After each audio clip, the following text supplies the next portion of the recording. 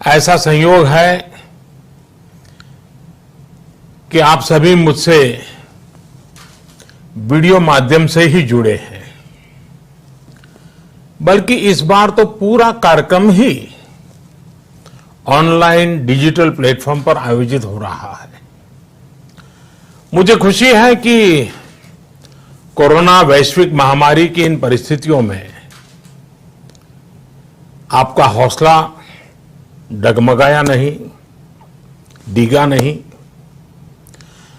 बल्कि आपने परिस्थिति के मुताबिक इस कार्यक्रम को और अधिक प्रासंगिक बना दिया है। पूरी दुनिया में इस बीमारी के कारण जो तनाव है, लोगों में जो डर और दुविधा है, उसे संगीत और कला के माध्यम से मरहम लगाया जा सके, इस दिशा में आपने इस साल के कार्यक्रम की थीम भी रखी है। साथियों, हम इतिहास में सुनते आए हैं, किस्से कहानियां में भी सुनते आए हैं कि पुराने समय में जब कोई युद्ध छिड़ जाता था तो राज्य के कवि, गायक, कलाकार वीर रस के गीत लिखते थे, संगीत को प्रेरणा का माध्यम बनाते थे। आज कोरोना जैसे अदृश्य दुश्मन के खिलाफ युद्ध में हमारे कलाकार वैसे ही भूमिका निभा रहे हैं। हमारे गायकों, गीतकारों, कलाकारों ने देश का मनोबल बढ़ाने के लिए, देश को जागरूक करने के लिए, इस लड़ाई में जोश फूंकने के लिए एक रचनात्मक अभियान खड़ा कर दिया है। बीते दिनों ऐसे ही कितने ही संगीतमय प्रयोग हमने देखे और सुने हैं। वैसे आपको याद होगा, इस अभियान की शुरुआत 130 करोड़ भारतवासियों ने ताली, थाली बजाई, शंख बजाया, घंटी बजाई और इस नाद के द्वारा पूरे देश को एक ऊर्जा से भर दिया था। ऐसे में जब 130 करोड़ लोग एक भावना से साथ आते हैं, एक संग जुड़ते हैं, तो ये संग ही संगीत बन जाता है। जिस तरह संगीत में एक सामंजस्य की जरूरत होती है, एक अनुशासन की जरूरत होती है, उसी तरह के सामंजस्य, संयम और अनुशासन से ही देश का प्रत्येक नागरिक आज इस महामारी से लड़ रहा है। साथियों, अगर हम मानव जाति के इतिहास को भी सरसरी नजर से देखें तो एक बात कॉमन नजर आती है, एक बात उभर करके आती है। हमारी जीवन यात्रा और विकास यात्रा को जोड़ने में संगीत और उत्सवों ने बहुत बड़ी भूमिका निभाई है। दुनिया के अलग अलग हिस्सों में उत्सवों के रूप रंग अलग रहे हैं और स्वाभाविक भी है। इनमें समय के साथ परिवर्तन भी आए हैं, लेकिन हर कालखंड में उत्सव उमंग का जन्मदाता रहा है। हमें उमंग से भर देने वाला रहा है।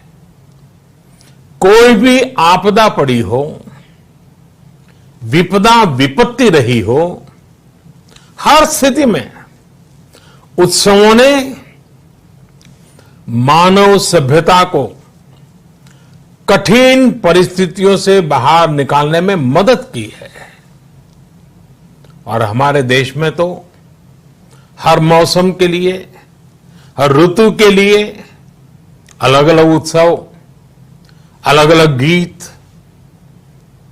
विविधता से भरा संगीत और लोकगीत रहे हैं। किसान जब खेत में बुआई करता है तो अलग गीत गाता है, फसल पकने पर अलग लोकगीत होते हैं, फिर फसल काटने पर अलग गीत गाए जाते हैं। इसलिए अगर हम कहें कि उत्सवों के बिना हमारा जीवन अधूरा है, तो हमें ये भी कहना पड़ता है कि कला संगीत के बिना उत्सव ही नहीं है।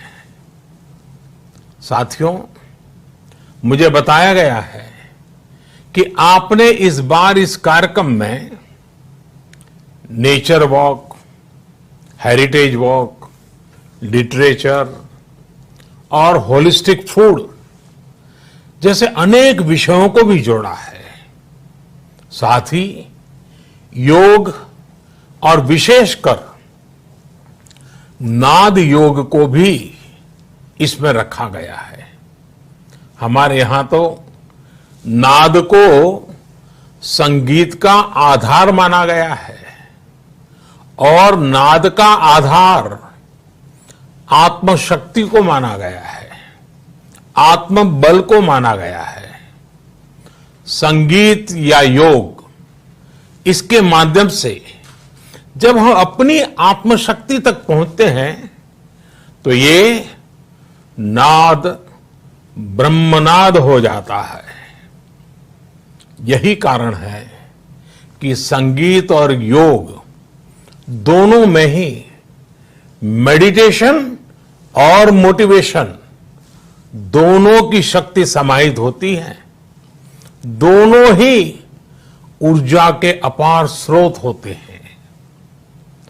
हमारे शास्त्रों में तो कहा गया है, न नादेन बिना गीतम, न नादेन बिना स्वरः, न नादेन बिना ज्ञानम, न नादेन बिना शिवः।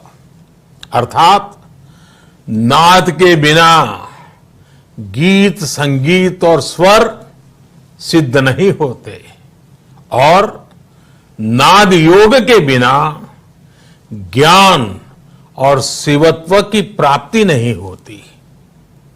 और शिवत्व का मतलब है आत्मकल्याण।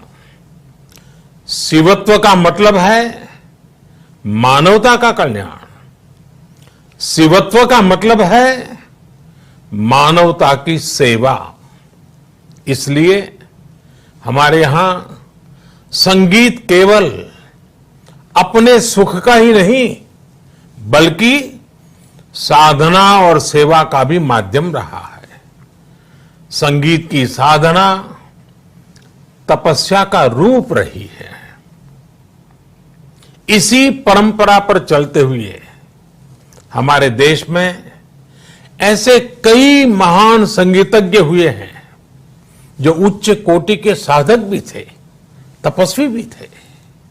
उन्होंने अपना पूरा जीवन मानवता की सेवा के लिए ही जिया। मुझे खुशी है कि संगीत की ये भावना आज भी देश में सुरक्षित है और ऐसे कई साधक, तपस्वी आज इस कार्यक्रम में उपस्थित है। साथियों, आज हमारा हर एक देशवासी अपने अपने तरीके से अपनी अपनी क्षमता के मुताबिक सेवा के अभियान में लगा है, जिससे जो बन पड़ रहा है वो गरीबों की मदद के लिए, देश के लिए कर रहा है। संगीत और कला के माध्यम से आप भी सेवा की इस भावना को ही आगे बढ़ा रहे हैं। मुझे विश्वास है कि स्पीक मैके का ये डिजिटल कार्यक्रम भी देश के इस अभियान को एक नई दिशा देने का काम करेगा। ये डिजिटल कन्वेंशन प्राचीन कला संगीत का टेक्नोलॉजी के साथ ये तालमेल, ये फ्यूजन आज समय की मांग भी है। राज्यों और भाषाओं की सीमाओं के ऊपर उठकर आज संगीत एक भारत श्रेष्ठ भारत के आदर्श को भी पहले से ज्यादा सशक्त कर रहा है। आप देखिए, आज बंगाल में बैठा व्यक्ति इंटरनेट पर पंजाबी गाने सीख रहा है। पंजाब का युवा दक्षिण भारत के संगीत को सीख रहा है। लोग जो सीख रहे हैं उससे 130 करोड़ देशवासियों को जोड़ भी रहे हैं। लोग सोशल मीडिया पर अपनी क्रिएटिविटी के माध्यम से नए नए संदेश भी पहुंचा रहे हैं। कोरोना के खिलाफ देश के अभियान को आगे बढ़ा रहे हैं। संकट के समय में संगीत देश की सामूहिक शक्ति का एक नया स्रोत बन गया है। मुझे पूरा विश्वास है हमारे देशवासियों की ये ऊर्जा, आपका ये प्रयास कोरोना से मुकाबला कर रहे लोगों का मनोबल बढ़ाएगा, लोगों को एक नई आशा, एक नया आत्मविश्वास देगा। आप सभी स्वस्थ रहें, 2 गज दूरी का पालन करते रहें, लोगों को जागरूक करते रहें। इसी कामना के साथ मैं अपनी बात समाप्त करता हूं। स्पीक मैके और उनकी टीम को भी, आप सभी महानुभावों को, सभी कलाकारों को, आप सभी को एक बार फिर बहुत बहुत शुभकामनाएं। धन्यवाद। नमस्कार। Prime Minister Narendra Modi addressing the Speak Mackey over there.